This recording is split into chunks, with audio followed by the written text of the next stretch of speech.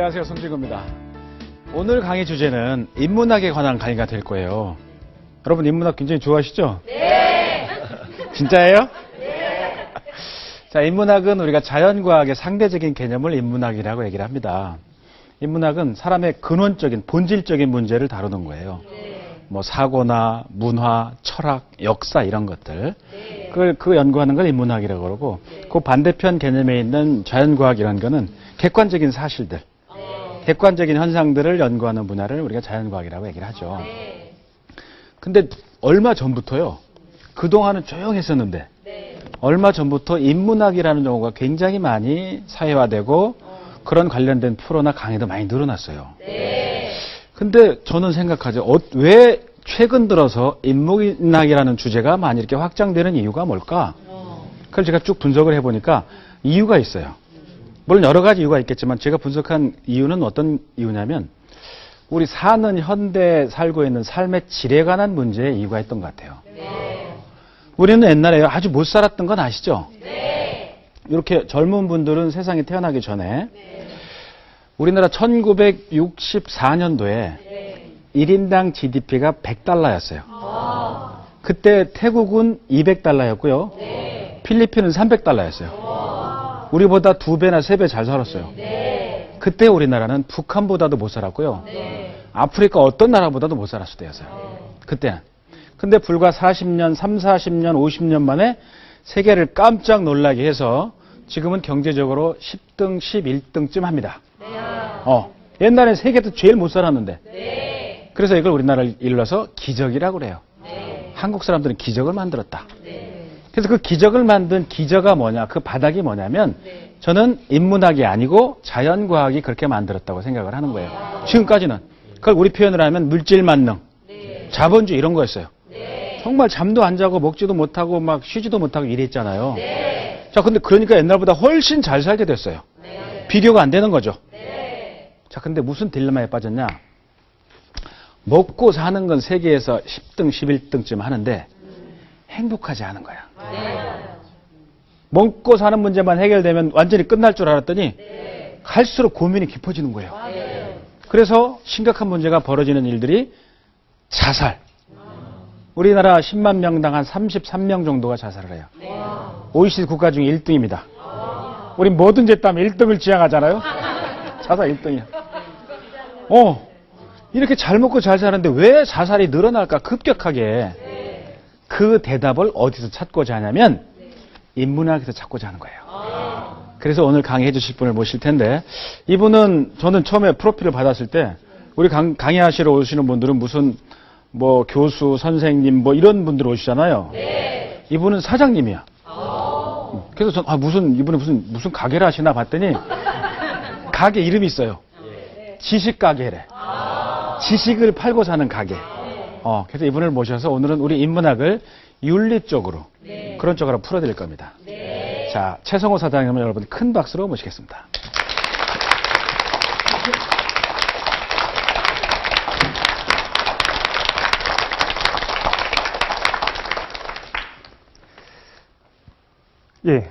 시작하면 되는 거죠?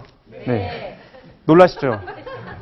그 인문학이란 무엇인가에 대한 주제로 진행하려고 하는데, 주제만 봤을 때는 어떤 교수님이나 아니면은 좀 이제 호리호리하시고 오랫동안 학문에 계셨던 분이 나오실 것 같았는데, 너무 젊어서 놀라셨을 것 같은데, 저는 이제 우리 교수님께서 설명 잘 해주셨지만 지식에 여러 가지가 있는 것 같아요. 지식을 생산하고 공급하는 사람들이 있고, 근데 그 지식들은 너무 가공이 되지 않고 너무 깊이 있기 때문에 그거에 대해서 사실은 대중적으로 이해하기는 너무 어려운 것 같습니다. 그래서 제가 하는 일은 너무 많은 정보들, 그리고 깊이 있는 정보들 중에서 우리가 알아야 하지만 너무 어려운 것들만 조금 선택해서 손질을 좀 해봤어요. 그래서 좀 쉽게 진열해서 그렇게 유통하는 그런 채사장이라고 합니다. 네. 부끄럽네요, 이게. 일단 오늘 뭐에 대한 얘기할 거냐면은 주제 자체가 이제 인문학이란 무엇인가라는 거대한 주제를 잡았습니다. 근데 솔직히 잘 모르겠어요. 인문학이 뭔지 잘 몰라서 여쭤보려 왔습니다. 그래서 대답도 실제로 오늘 강의 어떻게 진행될 거냐면은 실제로 제가 질문도 드리고 답도 한번 들어보고 그랬으면 좋겠어요. 인문학이 뭐라고 생각하십니까? 네가 알려준다고 부른 거 아니냐는 표시인데 사실 정말 모르겠어요. 인문학이란 범위가 너무 넓기도 하고 깊어서 제가 도달하기는 너무 어려운 것 같고 그래서 제가 방법만 제시 한번 해보려고 합니다. 그리고 우리가 같이 한번 탐험을 해보려고 해요. 제가 이제 인문학이 무엇인지에 대해서 탐구하게 될 그 방법론으로 좀 빌려온 사람이 있는데 그 사람이 좀 어려운 이름이 낯설어요. 하이데거라는 그 철학자의 방법론을 가져와서 우리가 인문학이 무엇인지를 같이 한번 탐구해 보려고 합니다. 철학에 대해서 아주 단순하게 얘기하면 여러 명의 있죠. 뭐 소크라테스도 있고 아리스토텔레스도 있고 여러 명의 철학자들이 있는데 현대 철학에 와서 중요한 인물이 2명 정도가 있어요. 아주 단순하게 좀 얘기를 해보겠습니다. 그래서 일단 2명 정도가 있습니다. 이거 잘 써지네요. 그래서 현대 철학에 들어와서 2명 정도가 있어요. 가장 대표적인 인물, 분석하시는 분마다 여러 가지가 있겠지만 저는 하이데거라는 사람과 그 다음에 이제 비트겐슈타인이라는 사람이 있습니다. 비트겐슈타인. 이 사람이 이제 현대 철학에 있어서 가장 중요한 인물 2명 정도가 되게 되죠. 이 사람들은 사실은 하는 내용들이 굉장히 놀랍긴 한데 각각 탐구한 주제들이 있었어요. 하이데거 같은 경우에는 일단 탐구한 주제가 존재라는 걸 탐구하기 시작했습니다. 반면에 비트겐슈타인은 언어라는 걸 탐구했고 서로 이제 별로 상관이 이건 도대체 뭘 탐구하는지 잘 모르겠는데 서로 상관이 없는 주제였지만 실제로는 비슷한 내용을 다루고 있어요. 뭐냐면은 존재나 언어는 우리 인간이라고 할게요. 인간이 살고 있는 그 범위, 감옥이라고 할 수 있습니다. 그러니까 생각해보면 인간은 언어 넘어서는 도저히 사유할 수가 없는 거예요. 그렇죠. 내가 무엇인가를 생각할 때 우리 딸내미를 생각하거나 아니면 내가 무엇인가 슈퍼에 가서 살 걸 생각하거나 그때 항상 우리는 언어로 생각한다는 거죠. 언어 넘어서는 사유할 수가 없었다라는 겁니다. 두 번째로는 인간은 왠지 모르지만 존재라는 거 안에 항상 갇혀 있게 돼 있어요. 그렇죠. 존재하지 않는 거는 우리 볼 적이 없으니까. 그래서 인간은 존재와 언어라는 감옥 안에 있고 하이데거와 비트겐슈타인은 인간이 할 수 있는 그 마지막 영역까지를 탐구한 2명의 학자가 됩니다. 그런데 오늘 우리가 방법론으로 가져올 사람은 비트겐슈타인은 아니고 하이데거를 좀 보려고요. 색깔이 똑같네? 하이데거를 좀 보겠습니다. 하이데거. 하이데거는 존재가 궁금했어요. 존재가 뭐지? 그런데 하이데거는 이걸 알고 있었습니다. 2500년 동안의 철학의 역사 중에서 아무도 존재에 대해서 존재가 무엇인지 물음을 던지지 않았다라고 생각했어요. 그 대신에 하이데거는 이렇게 얘기했습니다. 철학자들, 그리고 무수히 많은 사람들은 존재가 뭔지는 궁금해하지 않고 개별적인 존재자들만 궁금해했다라고 얘기를 하기 시작했어요. 생각해보면 실제로 그렇죠. 우리가 뭐에 대해서 궁금하냐면은 칠판이란 무엇인가, 인간이란 무엇인가, 돼지는 무엇인가, 분필은 무엇인가, 이건 다 그냥 존재하는 객체들인 거지 존재 일반은 아니었다라는 거였죠. 그래서 하이데거가 존재가 궁금했어요. 우리가 분필이 있다라고 했을 때 분필 말고 분필이 있다라는 그 술어, 있다라는 게 도대체 뭘까를 고민하기 시작합니다. 근데 탐구 방법이 되게 재밌었어요. 존재를 궁금한데 존재에 대해서 답을 해줄 수 있는 사람한테 한번 물어봐야겠다. 그래서 곰곰이 찾아봅니다. 그래서 어쩔 수 없이 존재자들한테 물어봐요. 분필한테 물어보는 거죠. 도대체 존재가 뭐냐? 근데 얘는 답을 해주지 않았습니다. 그죠? 의자도 마찬가지고 아무도 존재에 대해서 답해줄 것처럼 보이지가 않는 거예요. 그런데 존재자들 중에서 매우 독특한 존재자가 한 명 있었습니다. 그게 누구냐면은 누굴까요? 인간이겠죠. 특히 이상하게 인간이라는 존재자는 존재에 대해서 물음을 던질 수 있는 형태를 띠고 있었다라는 거죠. 그래서 하이데거는 어려운 말로 현존재라고 하는데 우리는 뭐 그런 걸 중요한 건 아니고 하이데거가 존재에 대해서 물어본 방식을 좀 따라가 보려고 해요. 어떻게 했죠? 일단 존재가 궁금했습니다. 그죠? 존재가 궁금했기 때문에 이거를 그 존재 안에 포함되어 있는 이거 인간이라고 합시다. 인간한테 물어봤어요. 존재가 무엇인가? 그래서 인간에 대한 존재론적 탐구를 시작하는데 그리고 나서 결국에 존재가 무엇인지 규정하게 됩니다. 근데 이거는 우리가 오늘 하려는 내용은 아니고요. 인문학에 대해서 한번 적용해 보려고 해요. 인문학이 너무 어려운데 어떤 그 작가들이나 아니면은 이제 소설가들은 인문학을 너무나 거창하게 포장하시는 것 같아요. 인문학이 무엇이냐? 인문학은 삶이다. 희망이고, 그 다음에 우리가 지향해야 될 목적지다. 근데 뭘 의미하는지 알 수가 없었다는 거죠. 그래서 오늘 저랑 같이 뭐 하실 거냐면은, 진짜 인문학이 뭔지 한번 경험해 보려고요. 그래서 방법을 이렇게 할 겁니다. 우리가 알고 싶은 거, 이거 똑같죠? 인문학에 대해서 알고 싶어요. 그럼 인문학을 인간처럼 인문학이 뭔지에 대해서 물어볼 수 있는 애들을 찾아야 될 것 같습니다. 근데 인문학을 좀 봤더니 인문학을 구성하고 있는 애들이 굉장히 많은 것 같아요. 철학도 인문학에 들어가 있고, 그 다음에 자연과학도 사실은 인문학에 들어가 있습니다. 그리고 뭐 예술도 있을 거고, 역사도 있을 거고. 그 중에서 우리가 좀 물어볼 만한 애는 누가 있었냐면은, 우리가 쉽게 접근할 수 있는 하위 분과 두 가지를 좀 탐구해 보려고 해요. 첫 번째는 윤리에 대해서 한번 물어보려고 합니다. 그리고 두 번째로는 사회. 얘 두 명한테 한번 물어보려고요. 윤리야, 인문학이 뭐냐? 한번 물어보려고 하고, 이어서 사회한테도 한번 물어보려고요. 인문학이 도대체 뭐야? 라고 물어보려고요. 그래서 우리는 궁극적으로 어디에 도달할 거냐면은, 함께 규정해 볼 겁니다. 도대체 인문학이 무엇이었구나. 그래서 제 수업, 벌써 시간이 많이 갔는데, 우리가 강의를 어떻게 진행할지에 대해서 일단 흐름을 알려드렸어요. 우리의 목표, 인문학에 대해서 알려고 한다. 그래서 두 명한테 물어볼 거다. 윤리와 사회한테 물어본다는 거죠. 그리고 나서 궁극적인 인문학이 무엇인가에 대해서 답을 같이 도출하게 될 거다라는 겁니다. 제 강의가 두 번에 나눠져 있는 걸로 알고 있습니다. 그래서 오늘 인문학에 대한 질문을 먼저 던졌죠? 그리고 윤리를 오늘 알아보려고요. 하지만 안타깝게도 인문학이 뭔지에 대해서는 아직 답을 내리기 어려울 것 같고, 다음 시간에 사회에 대해서, 그죠? 사회에 대해서 같이 얘기를 해보고, 그 다음에 궁극적으로 인문학이 무엇인지 한번 규정해 보려고 합니다. 이해 가시죠? 그래서 윤리부터 한번 같이 저랑 알아보시도록 하죠. 네, 윤리 이어서 알아보기 전에 PPT도 좀 준비가 되어 있어서 같이 보겠습니다. 오늘의 주제가 인문학이란 무엇인가 였던 거였고, 계속 이어서 보면 질문부터 시작했죠. 인문학이란. 그리고 인문학을 알아보기 위한 첫 번째 과정에서 윤리, 두 번째 과정, 다음 시간이 될 것 같아요. 사회. 그리고 마지막에 질문에 대한 답변을 같이 만들어 보도록 하겠습니다. 과정 1, 이제 윤리란 무엇인가부터 좀 시작해 보려고요. 특정한 상황을 한번 제시해 보도록 하겠습니다. 그래서 우리 먼저 딜레마적 상황을 먼저 말씀드릴게요. 타이타닉 보셨습니까? 예. 타이타닉이 이제 북대서양을 지나고 있다가 이제 침몰을 했는 상황을 우리가 한번 생각해 볼게요. 침몰하는데 우리는 탈출했습니다. 그래서 바다 위에 우리는 이제 탈출한 거죠. 그래서 뭐 다른 사람들은 이제 많이 이제 힘든 상황이 있겠지만 일단 우리는 탈출했으니까 다행인 것 같아요. 그리고 나서 탈출한 사람들은 총 몇 명이었느냐? 대략 10명 정도가 탈출했습니다. 그리고 보트 자체는 이제 10인승이었어요.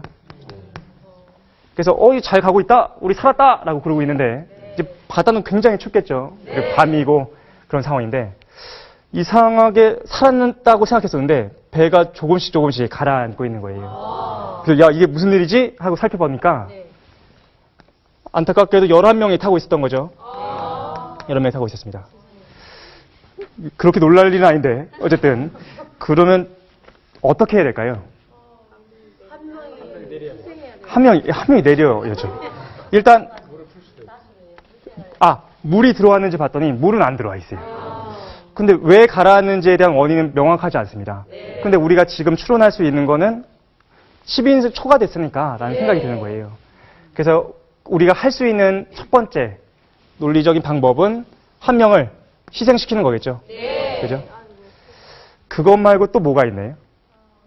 우리가 할 수 있는 것들 한번 가능성을 한번 추론해 보려고요. 한 명씩 교대로 로프에 묶어서 쭉 끌고 가는 거예요. 교대로. 좋은 생각인 것 같습니다. 그렇죠? 일단 하나를 먼저 한번 써볼게요. 첫 번째는 한 명을 희생하는 방법이 있을 것 같습니다. 두 번째를 이제 말씀하신 대로 한 명씩 로프를 묶어가지고 그죠? 교대로 춥긴 하지만 그래도 괜찮을 것 같아요. 그래서 내려가려고 막 하고 있는데 여기 뭐가 있냐면 이제 상어들이 준비하고 있습니다. 상어들이 기는 거죠. 열악한 상황을 지금 내려가는 게 조금 문제가 될 것 같아요. 그죠? 그럼 이제 우리 어떻게 해야 될까요? 내려가면 안 될 것 같고, 그건 한 명을 희생하는 것과 동일하니까. 방금 말씀하셨던 것 중에 뭐가 있었냐면은 그냥 그대로 가야 된다라는 거였죠. 한 명을 희생하지 않고 원인이 정확하지 않으니까요. 그죠? 그래서 한 명을 희생하지 않는다고 쓰겠습니다. 한 명을 희생하지 않는 거죠. 한 명을 희생하거나. 그죠? 또 다른 방법이 뭐가 있을까요? 신발을 벗어서 던져요. 아, 그죠. 옷도 벗고 신발도 벗는다는 거죠. 네네. 네네. 그래서 우리 방청해 주시는, 그래서 한 분이 말씀하셨습니다. 야, 옷만 놔두고 다 한번 버려보자. 그래서 우리가 축지만 했습니다. 옷도 벗고 신발도 벗어서 일단 던졌어요. 그죠? 그런데, 그죠. 계속 하라는다면 어떻게 해야 될까요? 먼저 원인을 찾아야 될 것 같아요. 그죠? 우리는 일단 축지만 원인을 찾기 시작해야 될 것 같아요. 그런데 원인은 잘 모르겠고, 사실은 이제 여러 얘기를 좀 들어보고 싶은데 시간이 많지 않으니까 논리적으로 두 개밖에 없습니다. 바로 한 명을 희생하거나, 마지막 순간에는 옷을 버리고 뭐 식료품 다 버리고 그래도 가라는 다음에 한 명을 희생하거나, 아니면 그 순간에도 아무도 희생하지 않거나, 둘 중에 하나겠죠. 논리적으로 우리가 취할 수 있는 건 사실 두 가지밖에 없다라는 거죠. 상호 한번 싸워보겠다, 이런 건 좀 힘들 것 같고. 그죠? 제가 이제 이 강의를 많이 했었는데, 조금 천재적인 방청객분이 계셨어요. 그래서, 야, 이거 문제 안 된다. 그래서 뭐라고 말씀하시냐면은, 이거 뭘 바보같이 내려가냐. 어떻게 하면 되냐면은, 한 명씩 점프하면 된다는 거죠. 그래서 첫 번째 사람이 점프하고 내려오기 전에 두 번째 사람이, 이제 세 번째 사람이 이렇게. 근데, 천재인 것 같아요. 그죠? 왜냐면, 어쨌든, 그 보트에 10명이 있을 테니까. 하지만 실제로는 어떻게 되죠? 그죠? 사실 더 빨리 가라앉겠죠. 그래서 우리가 그걸 하다가 바로 멈출 겁니다. 그죠? 논리적으로 두 가지밖에 없다는 거죠. 한 명을 희생하거나 희생하지 않거나. 그죠? 어떻게 생각하시나요? 어떻게 하는 것이 지금 상황에서 가장 합리적인 결정이라고 생각하십니까? 마음 착하게 용기 있는 사람이 뛰어내릴 것 같아요. 한 명이 누군가가 자발적으로 희생할 때까지 좀 기다린다라는 거였죠. 사실 그 얘기도 우리가 할 수 있는데, 일단은 요거는 조금 이따가 나오겠지만 지금 말씀하신 내용 중에 이런 내용이 있었어요. 자발적 희생자를 한번 기다려 보겠다라는 거죠. 자발적 희생자. 그리고 보통 이걸 강의를 많이 쓰는데 10명 중에서 꼭 한두 분이 꼭 계세요. 그죠? 좀 이상하신 분들이 좀 계신데, 이 얘기는 조금 이따 한번 나눠보도록 하고요. 일단은 자발적 희생자가 없는 상황에서 한번 얘기하겠습니다. 누구 한 명 뛰어내려 볼래? 그랬더니 아무도 없어요. 그러면 어떻게 하는 게 좋을까요? 밀어야죠. 이제 가위바위보나 제비뽑기나 밀거나 미는 거, 그죠? 약육강식의 그런 어떤 모습을 보인다. 사실 그것도 있을 것 같아요. 그죠? 이건 한번 하겠습니다. 자발적 희생자를 찾는 것이 아니라 가장 약자인 거죠. 신체적 약자. 갑자기 좀 이상하게 신체적 약자. 그죠? 실제로 우리가 가면 막 이렇게 하겠죠. 그죠? 요 얘기는 이거 마지막 순간에 하도록 합시다. 그죠? 자발적 희생자는 지금 없는 상태고 신체적 약자도 없다라는 거죠. 잠깐 손 한번 들어볼까요? 한 명을 희생하는 게 가장 합리적이다. 있으십니까? 그러면? 절반 정도 되네요. 그죠? 한 명을 희생하지 않아야 된다. 있으신가요? 절반 정도 되네요. 그죠? 이상한 사람들이 있어요. 그죠? 왜 한 명을 희생하면 안 됩니까? 한 명을 희생하면 안 되는 이유가, 배가 침몰하는 이유가 한 명 때문이라면, 명확하다면 그걸 한 명을 어떻게 방법을 강구해서 한 명을 희생할 수도 있지만, 그 한 명 때문에 침몰하는 이유가 명확하지 않기 때문에, 명확하지 않는데 한 명을 희생하는 것은 엄청난, 이건 인간으로 동물도 할 수 없는 그런 짓이라 생각하기 때문에 한 명을 희생하면 안 된다 생각합니다. 그렇죠.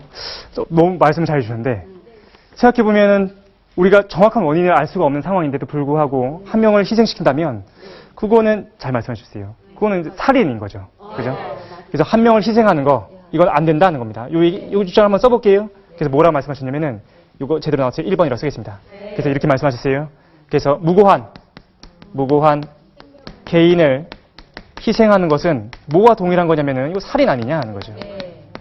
우리는 사람을 죽여서는 안 된다라는 거죠. 그죠? 맞는 말 같아요. 그죠? 사람을 죽이는 행위가 되는 거니까. 그죠? 그러면 다시 또 궁금해져요. 그죠? 그럼 이 사람들은 좀 안 좋았던 사람들 같아요. 그죠? 왜냐면 이거 다 살인자들이죠. 자발적 희생자 장이죠. 어떻게 생각하시나요? 이것도 또 질문을 드려야 될 것 같은데 1번에 대해서는 어떻게 생각하세요? 야, 무고한 한 명을 그냥 희생하는 거 그거 문제가 된다. 그거 살인 아니냐. 부도덕하다라는 건데 그거에 대해서 혹시 비판하실 수 있으신가요? 비판 혹시 가능하신가요? 예. 말씀하신다고 하는데. 네. 근데 처음부터 배가 10인승이었기 때문에 그렇죠. 정해져 있는 거잖아요. 네네. 그래서 11명이 탄 거는 처음부터 뭔가 좀 잘못된 것 같아서 제 생각에 마지막에 탄 사람이나 아니면 뭐 그 11명 중에 범죄 이력이 있는 사람을 예. 죽인다면 네. 그게 제일 낫지 않을까. 일단 두 가지 측면에서 말씀하셨어요. 이 방청객분들이 이게 수익이 높으신데. 일단 1번은 일단 직접적인 비판은 아니었던 것 같고 사실은 두 가지에서 좀 말씀하신 것 같아요. 직접적 비판 아니니까 일단 2번이라도 한번 써보겠습니다. 두 가지 말씀을 동시에 하셔가지고 좀 정리해보면 일단 이 문제와 좀 원인이 있는 사람을 제거하자라는 거예요. 근데 생각해보면 마지막에 탄 사람을 제거하는 것도 괜찮을 것 같다라는 거죠. 엘리베이터에도 마찬가지로 마지막에 탔으면 그 사람 내려야 되니까 그래서 이렇게 말씀하셨습니다. 첫 번째 이거 두 가지를 동시에 말씀하셨으니까 이거 A라고 B 나눠서 할게요. 먼저 이 말씀을 하셨습니다. 먼저 지금의 문제와 직접적으로 원인 관계에 있는 사람을 내리게 하자라는 거죠. 대표적으로는 마지막에 탄 사람이 될 겁니다. 그리고 몸무게가 좀 많이 나간 사람도 원인과 연결되어 있으면 내릴 수도 있겠죠. 어쨌든 직접적 원인과 연결된 사람을 제거해야 된다라는 거였고 두 번째로 말씀하셨던 건 뭐였냐면은 1번에 대한 얘기를 조금 바꾸신 것 같아요. 무고한 개인을 희생하는 건 좀 문제가 있으니까 우리가 죽일 수 있는 사람을 죽이자라는 거죠. 그죠? 그래서 무고하지 않은 개인을 희생하면 된다 하는 겁니다. 그죠? 그죠? 어떤 사람이 무고하지 않습니까? 아까 말씀하신 범죄자. 범죄를 저지른 사람. 그리고 또 어떤 사람이 무고하지 않죠? 어떤 사람이 죽어도 괜찮네. 나이 많은 사람이요? 이거는 점점 폐륜으로 가고 있고 어쨌든 일단 나왔으니까 한번 써보겠습니다. 그죠? 근데 이 상황이 되면 여러 가지 우리가 강구할 테니까 일단 한번 써보긴 하겠습니다. 그래서 나이가 많은 사람이 하자라는 거죠. 그죠? 또 어떤 사람이? 살기 힘든 사람이에요. 아프거나 뭐 병이 있거나. 그렇죠. 지금 잘 말씀하셨는데 아프거나 병이 있거나 그러신 분들 일단 거죠. 병자. 그죠? 이런 사람들은 우리가 희생해도 된다라는 거죠. 그죠? 정말 괜찮나요? 그래요. 사실 개개인 말씀하시는 거 한번 다 들어보고 싶은데 우리가 이제 한계가 좀 있으니까. 근데 좀 이제 슬슬 정리도 해야 될 것 같습니다. 근데 마지막으로 한 분만 더 말씀 한번 들어볼게요. 일단 이렇게 말씀하셨어요. 희생할 수 있는 사람을 찾기는 쉽다라는 겁니다. 좀 범죄자거나 나이가 많거나 병자거나 신체적 약자 아니면 자발적 희생자를 찾을 수 있고 우리가 희생할 수 있는 사람이 충분히 있다라는 거죠. 그죠? 그럼에도 불구하고 이 사람들을 왜 죽이면 안 됩니까? 이 사람들은 무고하지 않아요. 어떤 죽어도 될 수 있는 일단 이유들이 있다라는 거죠. 그럼에도 불구하고 우리가 이 사람들을 죽이면 안 되는 이유가 또 있을까요? 어떻게 생각하십니까? 대답이 안 나오고 있는데 사실은 궁극적으로 이걸 말씀하시는 거죠. 어쨌든 이 사람들을 죽일 수 있는 이유는 아니라는 거예요. 그죠? 우리가 예를 들어서 범죄자 중에 누가 찾아봤어, 한 명씩. 그랬더니 어떤 물건을 훔친 사람이 있다라는 거죠. 너는 범죄자니까 넌 죽어도 돼. 그건 안 된다라는 거죠. 그죠? 병자예요. 그래서 한 7개월밖에 남지 않았는데 그러니까 넌 죽어도 된다. 그럴 수는 없다라는 거죠. 그래서 사실은 1번으로 나머지 것들을 다시 반복해서 우리가 비판할 수 있을 것 같습니다. 그죠? 이제 좀 정리를 좀 하면서 갈게요. 우리가 깊이 있게 좀 더 얘기하면 좋을 것 같은데 이 두 가지 견해는 이 얘기를 진행할 수 있는 전제들이 있습니다. 한 명을 일단 희생하는 게 좋겠다라고 말씀하시는 분들은 일단 이런 전제를 갖고 계신 거예요. 일단 아무리 생각해도 한 명의 생명보다는 전체, 다수의 생명이 더 중요하지 않느냐라는 생각을 하시는 거죠. 그죠? 맞죠? 맞는 것 같아요. 반면에 한 명도 희생해서는 안 된다라고 말씀하시는 분들은 뭘 전제하고 계신 걸까요? 한 명의 생명이든 두 명의 생명이든 그렇죠. 한 명의 생명이나 다수의 생명이나 사실은 이거는 동일하다는 거죠. 우리가 생명이라는 걸 양적으로 계산할 수 없잖아요. 100명의 생명이 2살짜리 아이의 생명보다 더 가치 있는 건 아니니까. 그렇죠? 그렇게 우리 얘기할 수 있을 것 같습니다. 그러니까 사실은 이제 논의가 여러 가지로 진행되지만 둘 중에 하나인 거예요.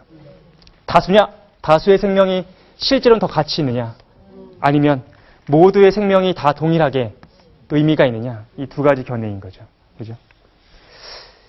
이거는 우리가 기본적인, 이제 우리가 윤리에 대한 시간이니까 윤리에서의 기본적인 두 가지 견해와 정확히 부합하고 있습니다.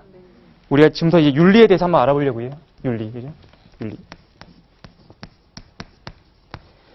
윤리라는 것이 사실 어렵죠. 야, 윤리가 무엇인가? 답하기 어려운데 윤리라는 전체의 학문은 크게 두 가지로 우리가 쪼갤 수 있습니다.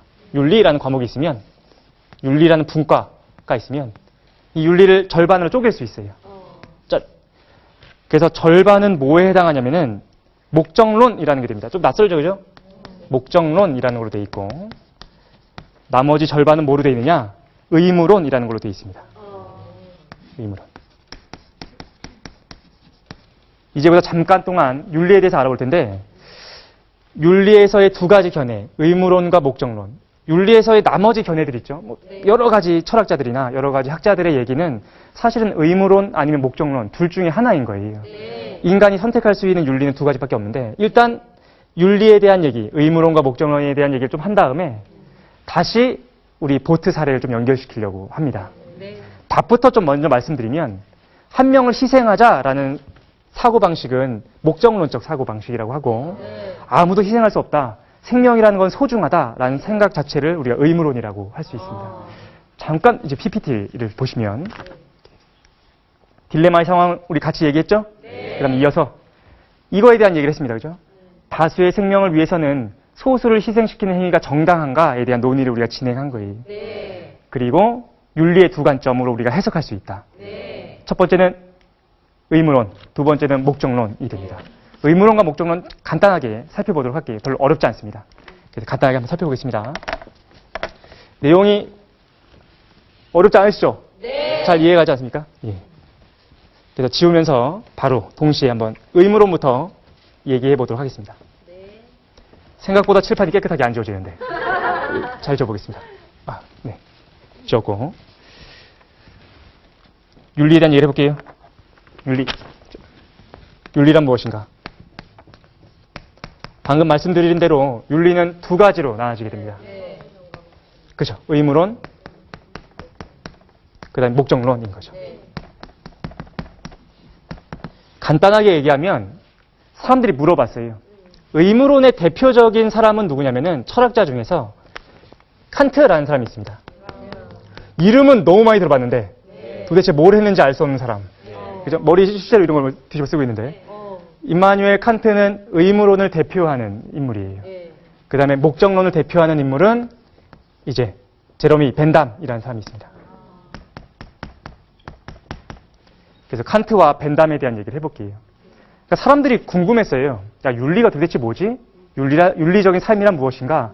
궁금해서 인터뷰를 해봤어요. 그래서 칸트 씨가 명망이 있으니까 칸트 씨한테 물어본 거죠. 칸트 씨, 윤리라는 게 도대체 뭔가요? 했더니 칸트가 이렇게 답했습니다. 야, 윤리라는 거는 뭐 이렇게 어려운 것이 아니라 너는 이미 갖고 있어. 이미 뭘 갖고 있냐면은 도덕적인 명령들이나 네가 반드시 명령이죠. 네가 반드시 준수해야 되는 의무를 이미 갖고 있다는 거죠. 이거를 너는 단지 준수하면 돼. 이게 칸트의 사고방식이었어요. 이해가십니까?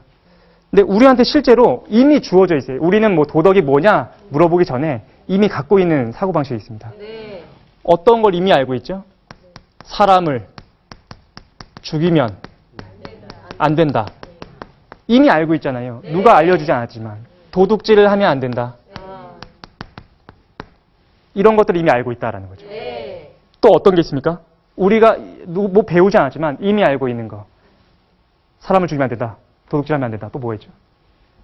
거짓말하면 안 된다. 거짓말하면 안 된다. 또 뭐? 효도해야 된다. 효도도 하고 그죠? 또 뭐가 있습니까? 공부 열심히 해야 된다. 공부 열심히.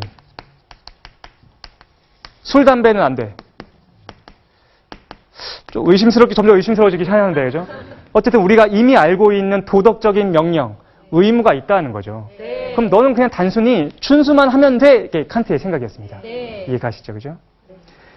그랬더니 이제 벤담이 반대하기 시작합니다. 야, 이게 무슨 소리냐? 이게 무슨 윤리냐? 벤담은 이렇게 생각했어요. 그래서 우리가 물어봤죠. 벤담 씨, 그럼 이게 좀 문제가 있나요? 그럼 윤리라는 게 도대체 뭡니까? 그때 벤담이 이렇게 얘기했습니다. 이런 건 없어. 너가 이미 누구나 따라야 되는 완벽한 도덕 명령이나 의무 같은 건 없어. 상황에 따라 달라지지. 술, 담배 어떻습니까? 할 수도 있죠. 네. 이게 하면 되나? 술, 담배 할 수도 있습니다. 그렇죠? 우리가 보기에 이게 윤리적 행위다라고 볼 수 없는 게 또 뭐가 있나요? 공부를 열심히 안 해도 되죠. 그렇죠? 그렇죠? 공부를 열심히 안 한다고 해서 부도덕한 학생은 아닌 겁니다. 그렇죠? 네. 효도는 좀 걸리는데. 그렇죠. 그죠? 그죠? 효도를 못하는 사람도 있을 거고, 네. 효도라는 개념 자체가 너무 그 스펙트럼이 넓어요. 그래서 서구 사람들이 생각하는 효도라는 개념과 동양 사람들이 생각하는 효도의 개념이 다르겠죠. 네. 이건 절대적인 어떤 도덕 명령이라 볼 수 없다. 네. 거짓말도 마찬가지입니다. 거짓말. 선의의 거짓말. 네. 그렇죠. 그런 게 있습니다. 도둑질은 안 될 것 같은데, 그죠?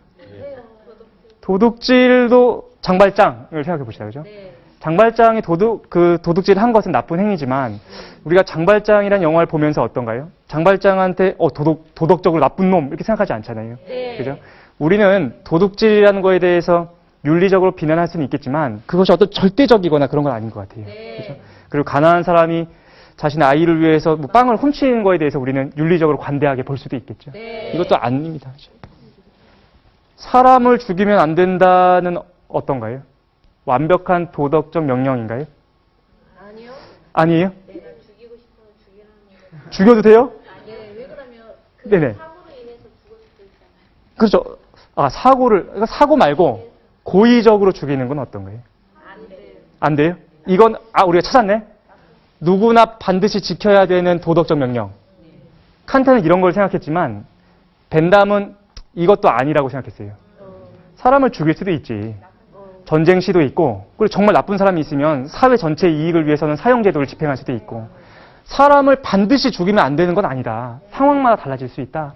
그래서 벤담은 이 모든 거를 다 거부합니다. 알겠죠?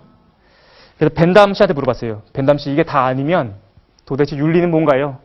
그랬더니 벤담은 뭐라고 얘기합니까? 이렇게 얘기합니다. 완벽한 도덕 명령 같은 건 없고, 네가 어떤 행위를 할 때 그 행위가 결과적으로 전체의 이익을 창출한다면 이것이 바로 윤리라고 볼 수 있다라고 얘기했어요. 그죠? 어떤 게 있습니까? 내가 쓰레기를 줍는 행위를 해보자는 거죠. 네. 그럼 이건 도덕적인가요? 도덕적이라는 거예요. 왜죠? 내가 쓰레기를 집음으로써 전체의 이익, 청결해지기 때문에 전체의 이익이 상승하니까 윤리적이다라는 거죠. 예. 벤담은 그래서 완벽한 도덕 명령 같은 건 필요 없고 예. 그때그때마다 윤리는 달라진다. 네. 전체 이익이나 전체 행복이 증진되면 그걸 윤리로 보자라고 생각했습니다. 보니까 오래 살지 못했지만 제가 그죠?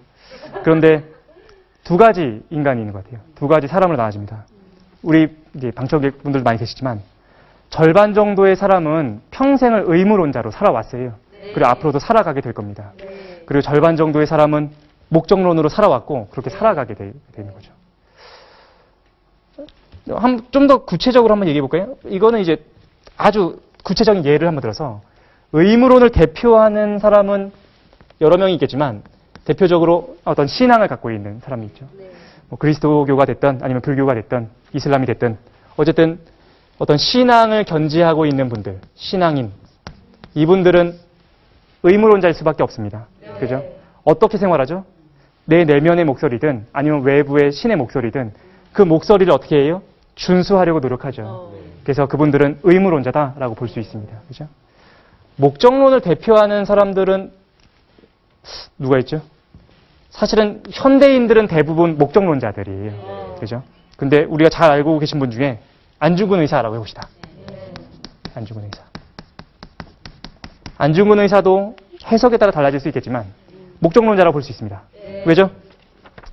이토 히로부미를 저격할 때 안중근 의사가 이렇게 생각했을까요? 사람을 죽이면 안 돼. 사람을 죽이는 건 나쁜 행위지. 도덕적 명령이 어긋나는 거야. 그러지 않았어요. 어떻게 했죠? 민족 전체의 해방을 위해서는 사람을 죽이는 것 정도 할 수 있다라고 생각하셨을 거예요. 그죠?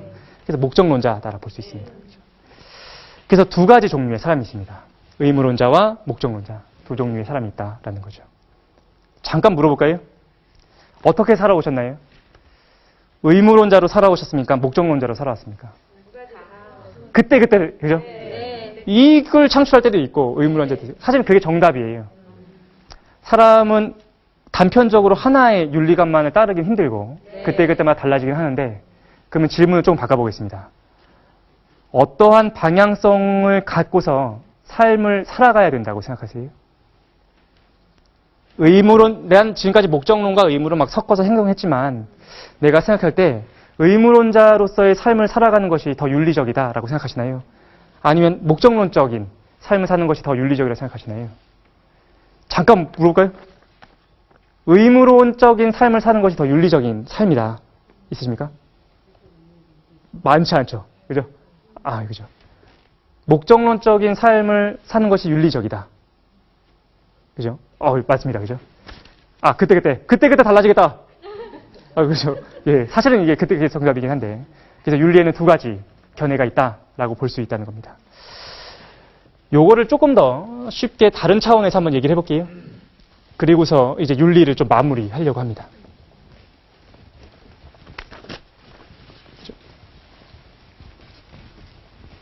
목적론이나 의무론이라는 거는 사실은 우리가 그 용어를 몰랐을 뿐이지 우리는 그 둘 중에 하나의 개념을 따르고 있는데 이게 사실 낯설어요.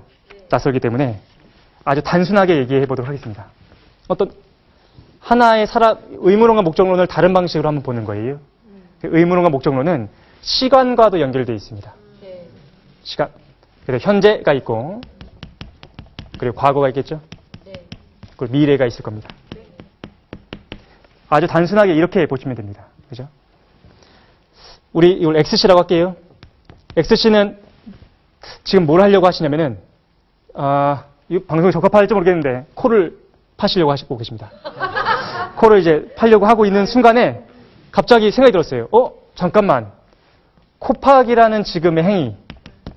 코파기라는, 사실 인류의 가장 오래된 취미 활동 중에 하나죠. 코파기. 코파려는 그 행위가, X씨는 윤리적이면 하고 윤리적이지 않으면 안 할 거예요. 사실 코파기가 윤리적인 문제인지 잘 모르겠지만 한번 단순하게 보면 근데 어떤 사람은 이렇게 현재 행위를 판단합니다. 과거부터 나한테 주어진 의무가 있었어.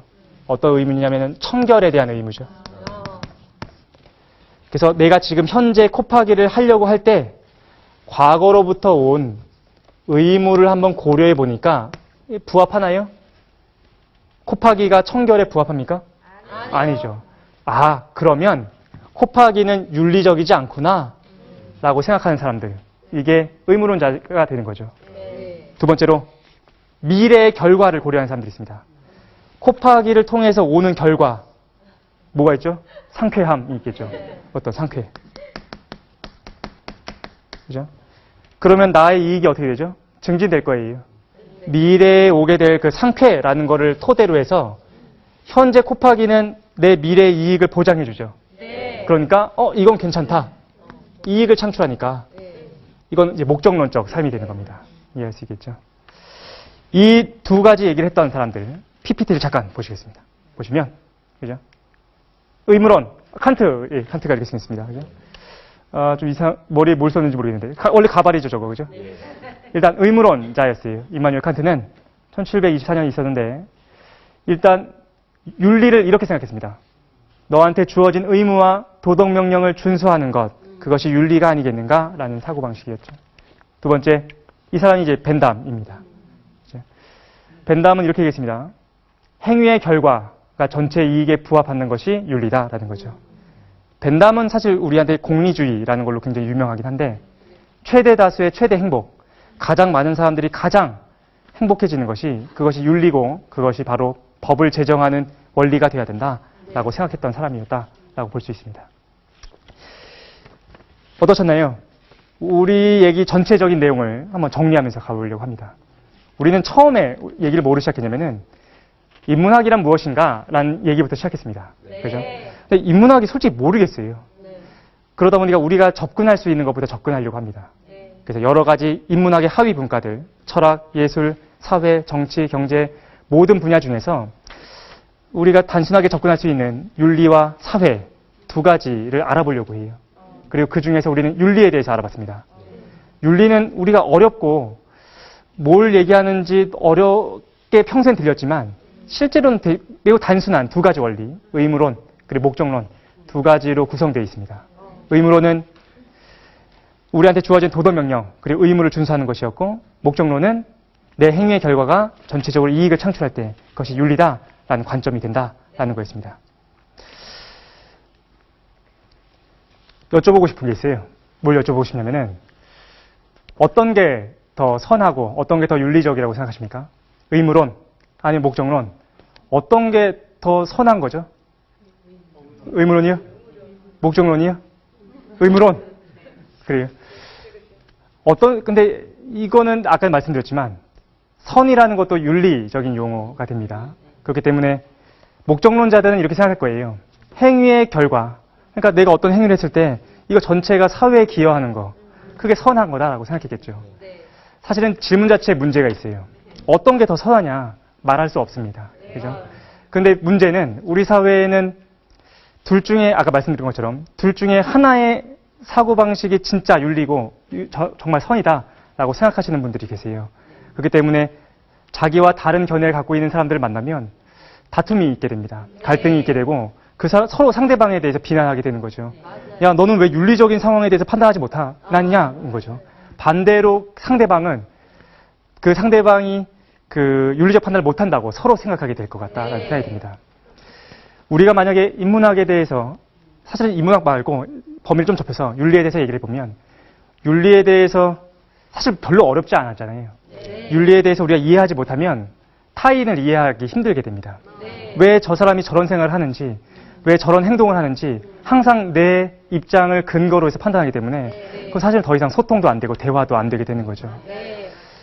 윤리를 안다는 거는 어떤 학문적인 깊이를 키워간다는 것에 의미가 있는 것이 아니라 사실은 다른 사람을 이해하기 위한 수단으로서 윤리가 필요하다라는 생각이 듭니다. 만약 윤리에 대해서 정확히 이해하고 있다면 나와 다른 판단을 하는 사람이 갖고 있는 그 견해도 어디서부터 기원하는지, 어떤 생각을 전제하고 있는지 우리가 판단할 수 있게 되겠지요. 우리가 다음 시간에 인문학 전체에 대해서 얘기하게 되겠지만 먼저 사전에 조금 우리가 얘기를 해본다면 윤리를 안다는 거 그리고 인문학을 안다는 거는 서로 대화할 수 있는 가능성을 열어주는 행위가 됩니다. 인문학에 대해서 점점 알아가면 알아갈수록 나와는 너무 달랐던 사람, 나와 대척점에 있는 사람의 견해를 이해하게 되고 그리고 그들의 생각을 조금 더 알아가게 되는 거죠. 그래서 저는 이런 활동이 굉장히 중요하다고 생각이 듭니다. 인문학에 대해서 배우고 그 인문학의 하위 분야들이었던 철학, 윤리, 사회, 예술, 경제에 대해서 알아가는 행위가 매우 중요하다는 생각이 듭니다. 그래서 우리 사회 전체가 만약에 인문학이나 윤리에 대해서 다 같이 조금씩 이해하게 된다면 조금 더 합리적인 대화가 가능한 사회, 그리고 상대방을 이해하고 갈등을 조금 더 줄이는 사회, 그런 사회가 되지 않을까 그런 생각을 하게 됐습니다. 저는 인문학이 뭐냐라고 물어보면 아직은 답하기에는 충분하지 않지만 이렇게 생각해요. 인문학이라는 거는 얕은 지식입니다. 하지만 그 지식은 넓어야 돼요. 넓고 얕은 지식이 있어야지 우리는 다른 사람과 얘기할 수 있는 공통 분모를 갖게 되고 비로소 대화를 할 수 있다고 생각이 듭니다. 저와 같이 윤리에 대해서 얕은 지식을 한번 알아봤었는데 다음 시간에 사회 그리고 결론적으로 인문학까지 총 정리한 다음에 그 다음에 강의 전체를 마치는 걸로 하겠습니다. 여기서 마치는 걸로 하죠. 감사합니다.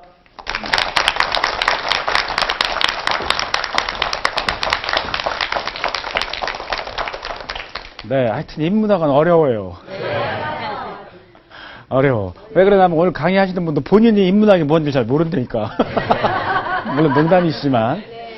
근데 저는 이 프로 시작한 지가 제가 한 5, 6년 됐고, MC 본 지 3년 정도 됐는데, 저는 이제 그 앞에 멘트는 준비를 하지만, 뒤에 멘트는 앉아서 준비하거든요. 아, 저분이 무슨 얘기를 하는구나. 정리를 해서 얘기를 해야 되는데, 오늘처럼 정리 안 되는 경우는 처음이야. 그래서 아, 나도 공부 참 더 열심히 해야겠구나 생각이 드는데, 오늘 했던 제 방식대로 정리를 한번 해봤어요. 오늘 그 강사님께서 말씀하신 게 두 가지잖아요. 도덕적인 명령을 준수해야 될 거냐, 전체 선이 되는 거를 내가 실행해야 될 거냐. 제가 개인적으로 갖고 있는 결론은 둘 다 어느 쪽이 절대 선은 없다는 거예요. 절대 선은 없어요.